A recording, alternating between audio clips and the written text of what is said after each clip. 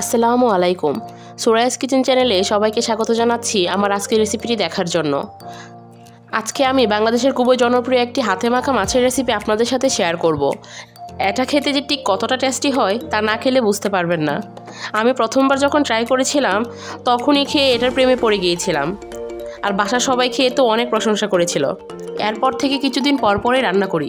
আশা করি রেসিপিটি আপনাদের অনেক ভালো লাগবে। যদি ভালো লাগে তাহলে প্লিজ একটা লাইক দিয়ে পুরো ভিডিওটা দেখে নেবেন। হাতে মেখে মাছ রান্না করার জন্য এখানে আমি কই মাছটা নিয়েছি। এখন 3টে দেশি টমেটোকে এরকম টুকরো করে দিয়ে দিব।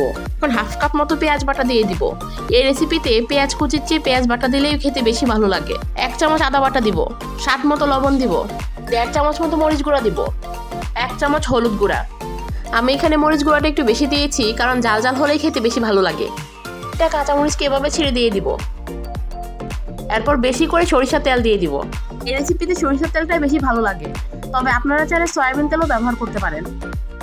এখন ভালোভাবে মিশিয়ে নিব। মেশানোর কাজটা অবশ্যই হাত দিয়েই করতে হবে। অন্য কোনো কিছু দিয়ে করলে মাছের গায়ে মশলা ভালোভাবে ঢুকবে না, তাই হাত দিয়ে করাটাই ভালো।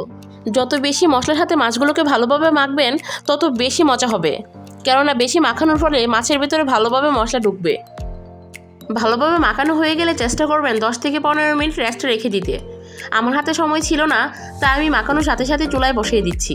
এখন একটা ঢাকনা দিয়ে ঢেকে 3 মিনিট জাল করে নেব। 3 মিনিট পর দেখেন ফুটতে শুরু করে দিয়েছে। হালকা আছে কিন্তু এই রান্নাটা করতে হবে। আমি চুলার ফ্লেমটা লো টু মিডিয়াম আছে রেখেছি। এখন আলতো হাতে মাছগুলোকে উল্টিয়ে দিতে হবে। উল্টানোর কাজটা কিন্তু খুবই সাবধানে করতে হবে, নয়তো যেহেতু কাঁচা মাছ দিয়েছি তাই ভেঙে যাওয়ার চান্স অনেক বেশি থাকে। সবগুলো মাছ উল্টানো হয়ে গিয়েছে, এখন আবারও ঢেকে দিব।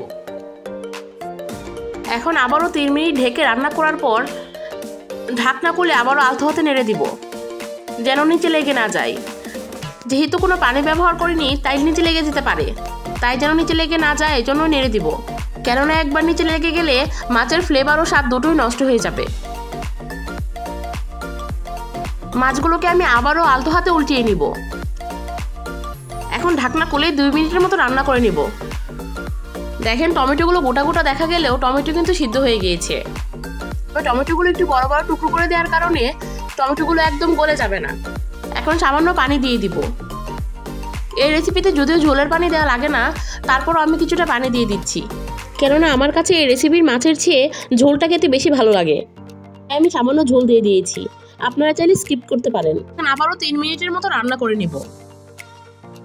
এখন আমার রান্নাটা প্রায় হয়ে গিয়েছে।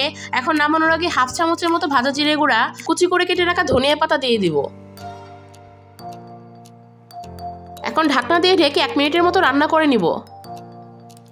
1 মিনিট পর যখন ঢাকনা খুলবেন তখন দেখবেন এত সুন্দর একটা ফ্লেভার বের হবে যে আপনার পুরো বাসা গ্রানে মোমো করবে।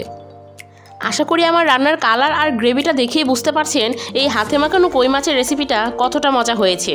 যদিও আমি এখানে দেশি কই মাছ দিয়ে রান্নাটা করেছি, তবে যে শুধুমাত্র দেশি কই মাছ দিয়ে রান্না করলে এই রান্নাটা খেতে বেশি মজা হয় তা কিন্তু নয়। আপনারা চাইলে যে কোনো বড় মাছ দিয়েও এই রেসিপিটা রান্না করতে পারেন। যদি আমি যে উপকরণগুলো ব্যবহার করেছি সেগুলো ব্যবহার করেন সেক্ষেত্রে কিন্তু স্বাদও একই থাকবে। তাই বলছি বেশি দেরি না করে ঝটপট বানিয়ে ফেলুন এই রেসিপিটা। দেখবেন রান্না করার পর খেয়ে এর প্রেমে পড়ে যাবেন আর বারবার খেতে ইচ্ছে করবে। এই রেসিপিটা খেয়ে আমার এতটাই ভালো লেগেছিল যে এই রেসিপিটা যদি কয়েকদিন রান্না না করি তবেই শুধু মনে হয় কিচেন একটা খাইনি।